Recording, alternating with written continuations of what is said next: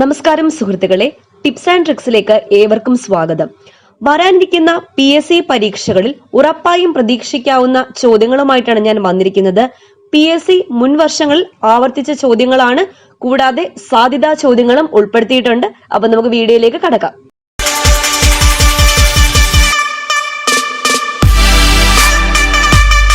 ഒന്നാമത്തെ ചോദ്യം, ദൂരദർശൻ ഡയറക്ടർ ജനറലിന്റെ ഓഫീസ് അറിയപ്പെടുന്ന പേരെന്താണ്?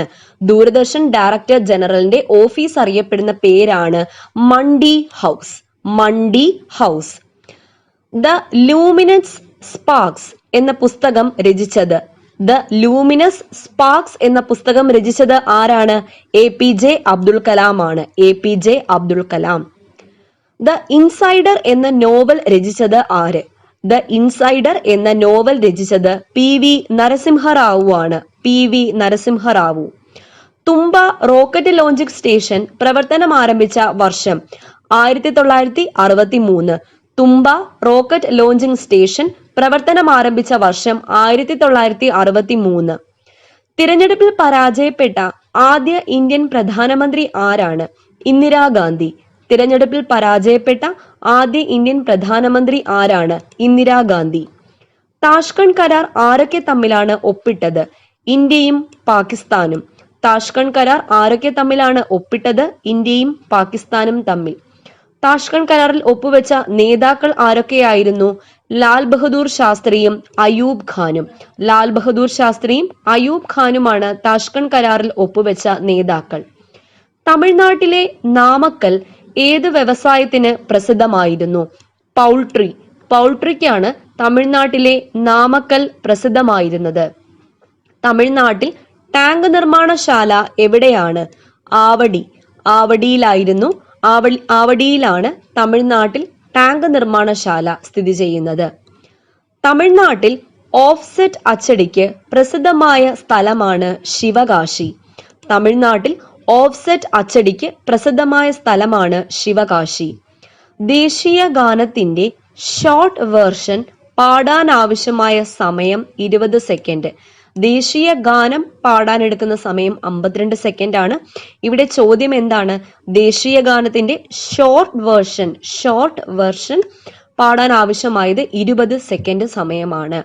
ഡോക്ടർ സക്കീർ ഹുസൈൻ ഉപരാഷ്ട്രപതിയായിരുന്ന കാലഘട്ടം 1962-67. 1962-67 കാലഘട്ടത്തിലാണ് ഡോക്ടർ സക്കീർ ഹുസൈൻ ഉപരാഷ്ട്രപതിയായിരുന്നത്. Job for millions, voice of conscience എന്നീ കൃതികൾ രചിച്ചത് VV ഗിരിയാണ്.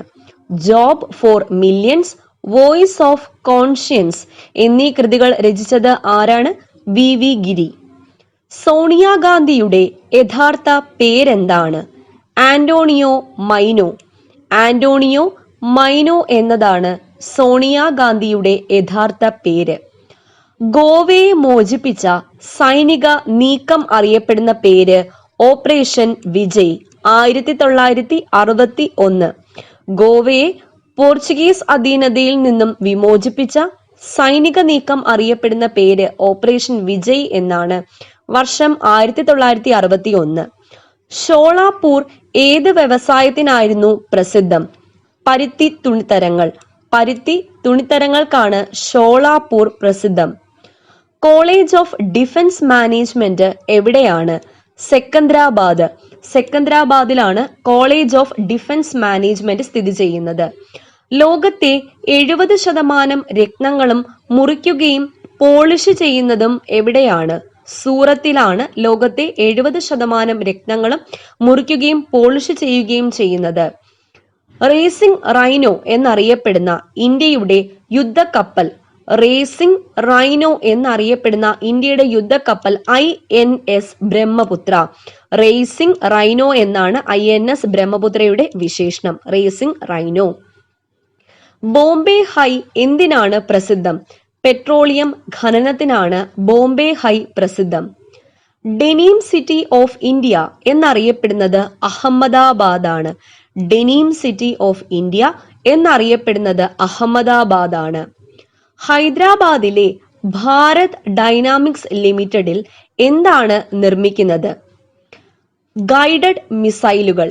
ഗൈഡഡ് മിസൈലുകളാണ് ഹൈദരാബാദിലെ ഭാരത് ഡൈനാമിക്സ് ലിമിറ്റഡിൽ നിർമ്മിക്കുന്നത്. ഗൈഡഡ് മിസൈലുകൾ. വൈജയന്ത, അർജുൻ തുടങ്ങിയ ടാങ്കുകൾ നിർമ്മിച്ചത് എവിടെയാണ്? ആവടി. നേരത്തെ പറഞ്ഞു ടാങ്കുകൾ നിർമ്മിക്കുന്നത് ആവടിയിലാണ്.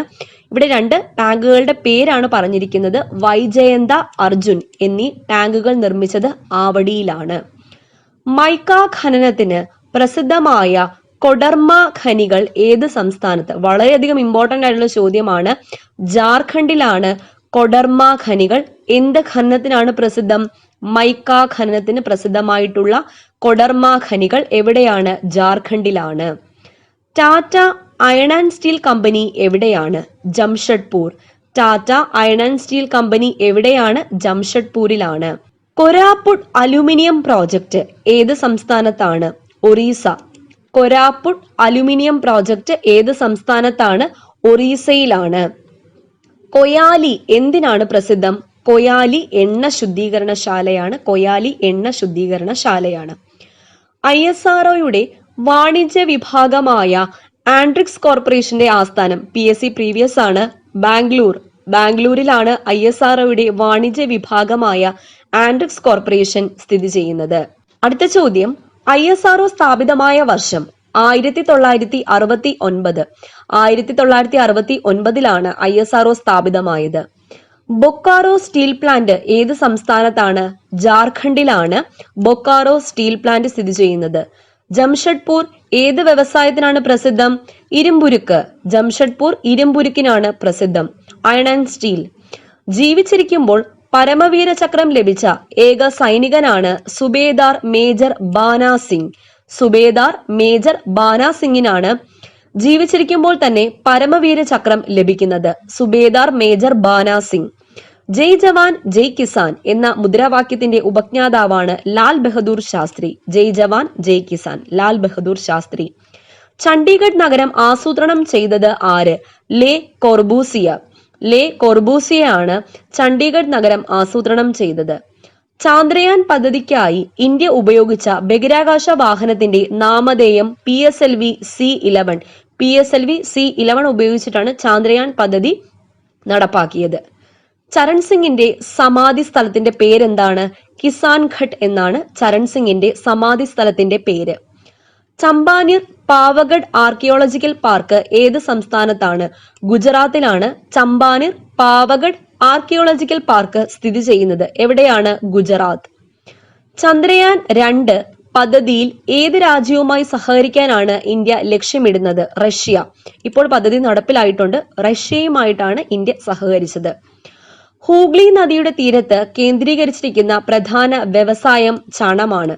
ഹൂഗ്ലി നദിയുടെ തീരത്ത് കേന്ദ്രീകരിച്ചിരിക്കുന്ന പ്രധാന വ്യവസായം ചണമാണ്. കൊൽക്കത്ത നഗരം സ്ഥിതി ചെയ്യുന്നത് ഹൂഗ്ലി നദിയിലാണ്. ഏറ്റവും കൂടുതൽ ചണം ഉൽപ്പാദിപ്പിക്കുന്നത് വെസ്റ്റ് ബംഗാളിലാണ്. അതുകൊണ്ട് ഇത് രണ്ടും കണക്ട് ചെയ്യുമ്പോൾ നമുക്ക് പറയാം ഹൂഗ്ലി നദിയുടെ തീരത്ത് കേന്ദ്രീകരിച്ചിരിക്കുന്ന പ്രധാന വ്യവസായം ഏതാണ്? ചണമാണ്. ഹിന്ദുസ്ഥാൻ പെട്രോളിയം കോർപ്പറേഷന്റെ ആസ്ഥാനം വിശാഖപട്ടണമാണ്. ഹിന്ദുസ്ഥാൻ പെട്രോളിയം കോർപ്പറേഷന്റെ ആസ്ഥാനം വിശാഖപട്ടണമാണ്. ഹിന്ദു മതക്കാരനല്ലാത്ത ആദ്യ ഇന്ത്യൻ പ്രധാനമന്ത്രിയായിരുന്നു മൻമോഹൻ സിംഗ്. ഹിന്ദു മതക്കാരനല്ലാത്ത ആദ്യ ഇന്ത്യൻ പ്രധാനമന്ത്രിയായിരുന്നു Manmohan Singh. The Hindu view of life, Indian philosophy എന്നീ കൃതികൾ രചിച്ചത് ആര്? ഇത് വളരെയധികം ഇമ്പോർട്ടന്റ് ആയിട്ടുള്ള 2 കൃതികളാണ്. എന്തൊക്കെയാണ്? ദി ഹിന്ദു വ്യൂ ഓഫ് ലൈഫും Indian ഫിലോസഫിയും. Doctor Radhakrishnan. Doctor രാധാകൃഷ്ണനാണ്. Haldia ഏത് നിലയിലാണ് പ്രസിദ്ധം? ഹാൾഡിയ എണ്ണ ശുദ്ധീകരണശാലയാണ്. ഹാൾഡിയ ഏത് നിലയിലാണ് പ്രസിദ്ധം? ഹാൾഡിയ എണ്ണ ശുദ്ധീകരണശാലയാണ്. സ്വതന്ത്ര ഇന്ത്യയുടെ ആദ്യത്തെ ഫീൽഡ് മാർഷൽ ആരായിരുന്നു? SHFJ മനേക്ഷ. സ്വതന്ത്ര ഇന്ത്യയുടെ ആദ്യത്തെ ഫീൽഡ് മാർഷൽ ആയിരുന്നു SHFJ മനേക്ഷ. ചാച്ചാജി എന്ന് സ്നേഹപൂർവ്വം വിളിക്കപ്പെട്ട ഇന്ത്യൻ പ്രധാനമന്ത്രിയായിരുന്നു ജവഹർലാൽ നെഹ്റു. സ്വതന്ത്ര ഇന്ത്യയിലെ ആദ്യത്തെ ബഡ്ജറ്റ് അവതരിപ്പിച്ച ധനമന്ത്രി RK ഷൺമുഖം ചെട്ടിയാണ്. സ്വതന്ത്ര ഇന്ത്യയിലെ ആദ്യത്തെ ബഡ്ജറ്റ് അവതരിപ്പിച്ച ധനമന്ത്രി RK ഷൺമുഖം ചെട്ടി. സ്വതന്ത്ര ഭാരതത്തിലെ ആദ്യ മന്ത്രിസഭയിൽ നിന്ന് രാജിവെച്ച ആദ്യ മന്ത്രി. ഇത് ഒരു കൺഫ്യൂസിംഗ് ക്വസ്റ്റ്യൻ ആണ്. ക്വസ്റ്റ്യൻ വളരെയധികം ശ്രദ്ധിക്കുക. എന്താണ്? സ്വതന്ത്ര ഭാരതത്തിലെ ആദ്യ മന്ത്രിസഭയിൽ നിന്ന് രാജിവെച്ച ആദ്യ മന്ത്രി R.K. ഷൺമുഖം ചെട്ടി. ആദ്യത്തെ ബഡ്ജറ്റ് അവതരിപ്പിച്ച വ്യക്തി തന്നെയാണ് ആദ്യ മന്ത്രിസഭയിൽ നിന്നും ആദ്യം രാജിവെച്ചത്, അല്ലെങ്കിൽ ആദ്യ മന്ത്രിസഭയിൽ നിന്നും രാജിവെച്ച ആദ്യ മന്ത്രി R.K. ഷൺമുഖം ചെട്ടി. സ്വതന്ത്ര ഭാരതത്തിലെ ആദ്യ വിദ്യാഭ്യാസ മന്ത്രിയാണ് മൗലാന അബ്ദുൽ കലാം ആസാദ്. സ്വതന്ത്ര ഭാരതത്തിലെ ആദ്യത്തെ വിദ്യാഭ്യാസ മന്ത്രി ആരായിരുന്നു? മൗലാന അബ്ദുൽ കലാം ആസാദ് ആണ്. സ്വതന്ത്ര ഭാരതത്തിൽ ആഭ്യന്തര അടിയന്തരാവസ്ഥ പ്രഖ്യാപിച്ചത് എപ്പോഴായിരുന്നു? 1975 ജൂൺ 25. നിലവിൽ വന്നത് 26 മുതലാണ്. 1975 ജൂൺ 25 സ്വതന്ത്ര ഭാരതത്തിൽ ആഭ്യന്തര അടിയന്തരാവസ്ഥ പ്രഖ്യാപിച്ചത്. നിലവിൽ വന്നത് ജൂൺ 26. ഡേറ്റ് വളരെയധികം ഇമ്പോർട്ടന്റ് ആണ്. 1975 ജൂൺ 25, നിലവിൽ വന്നത് ജൂൺ 26. സ്വതന്ത്ര ഇന്ത്യയുടെ ആദ്യത്തെ പ്രതിരോധ മന്ത്രി ആരായിരുന്നു? സ്വതന്ത്ര ഇന്ത്യയുടെ ആദ്യത്തെ പ്രതിരോധ മന്ത്രിയായിരുന്നു ബൽദേവ് സിംഗ്. ബൽദേവ് സിംഗ്. അപ്പോൾ ഫ്രണ്ട്സ്, ഇത്രയും ക്വസ്റ്റ്യൻസ് നിങ്ങൾക്ക് ക്ലിയർ ആയി എന്ന് വിശ്വസിക്കുന്നു. അപ്പോൾ തുടർന്നുള്ള ക്വസ്റ്റ്യൻസുമായിട്ട് ഞാൻ വീണ്ടും വരുന്നതാണ്. വീഡിയോ ഇഷ്ടപ്പെട്ടാൽ ലൈക്ക് ചെയ്യുക, ഷെയർ ചെയ്യുക, കമന്റ് ചെയ്യുക. ആദ്യമായിട്ട് എന്റെ ചാനൽ ആരെങ്കിലും കാണുന്നുണ്ടെങ്കിൽ സബ്സ്ക്രൈബ് ചെയ്യുക. ഉടൻ തന്നെ നോട്ടിഫിക്കേഷൻ ലഭിക്കാൻ എന്റെ തൊട്ടടുത്ത് കാണുന്ന ബെൽ ഐക്കണും കൂടി ഒന്ന് പ്രസ് ചെയ്യുക. വീണ്ടും കാണാം. താങ്ക്